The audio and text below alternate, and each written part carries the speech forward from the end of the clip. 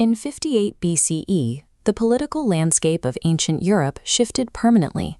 In just 12 months, a migration by a single tribe pulled the Roman Republic into a conflict that would redraw the map of the continent. At the time, Gaul was divided into three main territories. The Belgae occupied the north, the Aquitani the southwest, and those the Romans called Gauls inhabited the center. Their borders were defined by the natural flow of the Garonne, the Marne, and the Seine. These tribes lived in constant friction, particularly with the Germanic tribes across the Rhine. The Helvetii, neighbors to the Roman province, were conditioned by daily battles with these invaders, creating a hair-trigger environment where a change in any one tribe's territory threatened to destabilize the entire region. The spark came from the Helvetii. Despite their reputation for valor, they felt trapped by their geography. They were hemmed in by the Rhine to the north, the Jura Mountains to the west, and Lake Geneva and the Rhone to the south. Orgetorix, their wealthiest nobleman, saw an opportunity in this confinement. He formed a conspiracy among the nobility, persuading his people that their superior bravery would allow them to easily conquer all of Gaul. To secure the plan, he began arranging secret alliances with powerful leaders in neighboring tribes.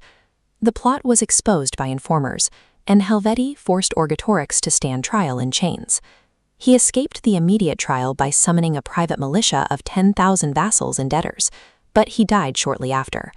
His own people suspected he took his own life, as the state mustered an army to suppress his supporters. But the ambition Orgetorix ignited did not die with him.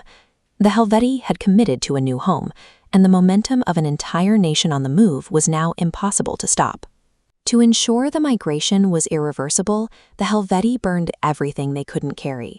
They set fire to 12 major towns and 400 villages, destroying their corn and their dwellings, so there would be no hope of returning home. This wasn't a small raiding party. It was a massive, organized column of over 360,000 people, including 92,000 warriors, marching directly toward the borders of a Roman-allied province. By incinerating their own territory, the Helvetii transformed a local movement into a regional crisis. They had nowhere to go but forward, straight into a confrontation with Rome. When word reached Julius Caesar, he rushed from Rome to the border at Geneva. His first act was a denial of passage. He ordered the bridge across the Rhone to be destroyed, forcing the Helvetian embassy to wait. Caesar used that delay to transform the landscape. Roman soldiers worked around the clock to fortify the gap.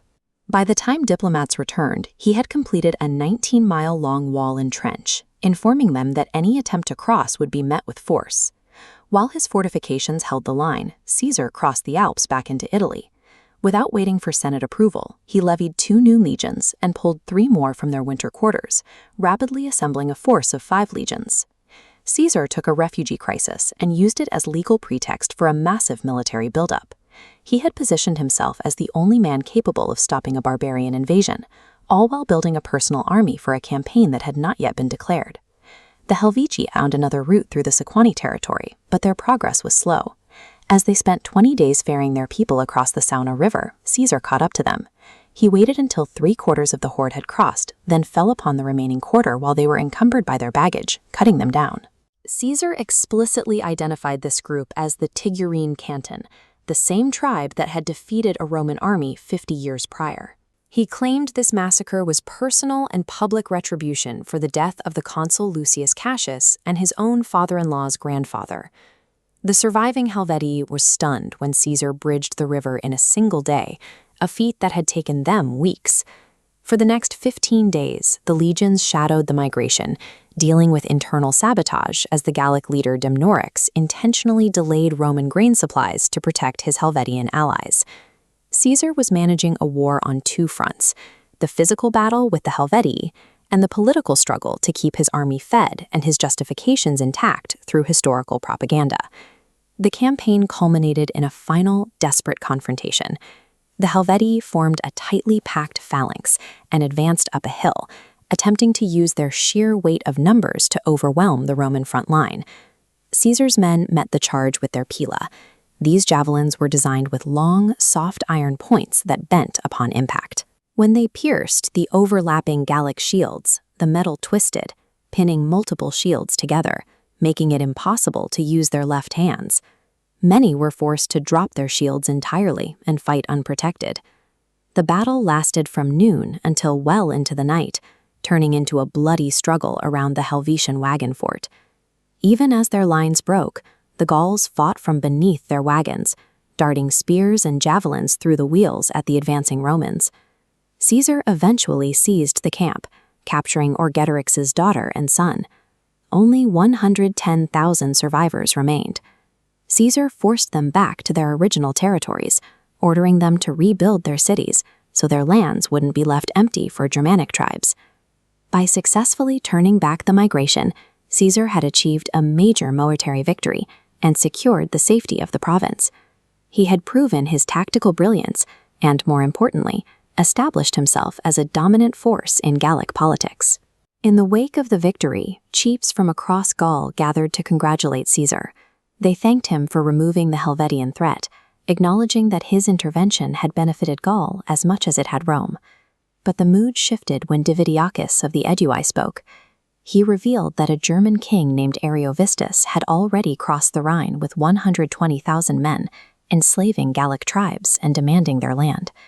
The Helvetii had been a problem, but Ariovistus was an existential threat. This appeal gave Caesar the exact mandate he needed. He now had a public reason to keep his legions in Gaul indefinitely, to protect Rome's allies from a Germanic invasion. When Caesar ordered Ariovistus to stop bringing Germans across the Rhine, the king responded with defiance. He claimed that because he conquered his part of Gaul before Caesar arrived, he had as much right to the territory as the Roman people. Diplomacy failed, and the two armies collided. The Germanic charge was so sudden that the Romans didn't have room to purr their javelins.